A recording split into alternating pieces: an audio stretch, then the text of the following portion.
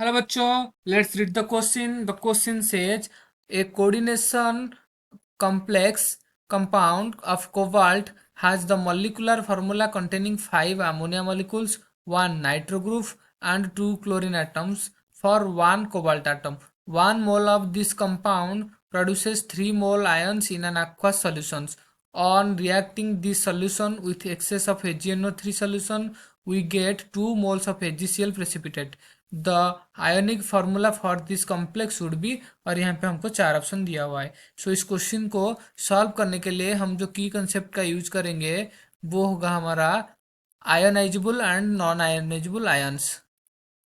Ionisable and non ionizable ions.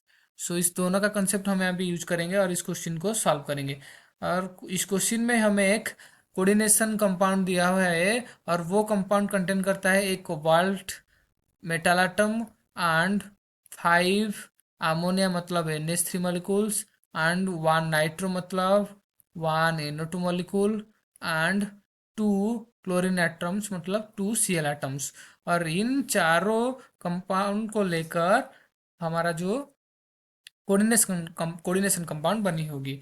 और इस question को अच्छे से देखेंगे तो हमारा जो कोऑर्डिनेशन कंपाउंड हो जाएगा वो होगा CO NH3 5 NO.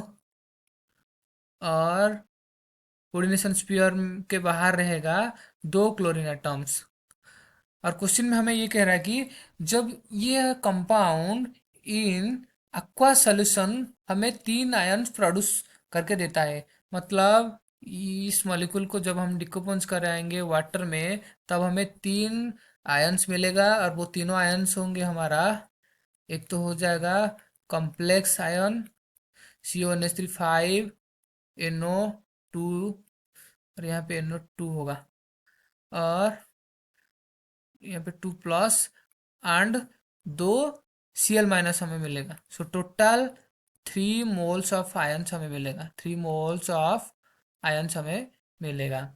और भी ये कह रहा है कि जब ये कंपाउंड रिएक्शन करता है एक्सेस AgNO3 के साथ तब हमें 2 मोल्स ऑफ HgCl प्रेसिपिटेट मिलता है. 2 मोल्स ऑफ HgCl प्रेसिपिटेट मिलता है. और यहाँ जो 2 मोल्स ऑफ Cl- वो आता है वो कहाँ से आता है? वो आता है यहाँ कोऑर्डिनेशन स्फीयर के बाहर में जो 2 Cl- रहता है उससे आता है. और ये जो Cl2 होता है ये आयनाइजेबल होता है. आयनाइजेबल आयंस होता है.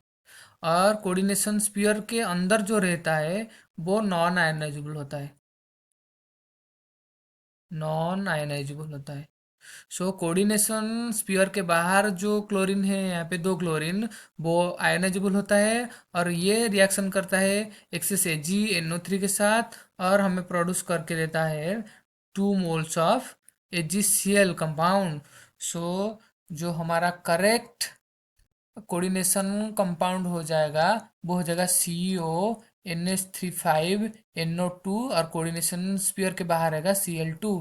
So the correct option for this question will be option C. I hope you understood it very well. All the best.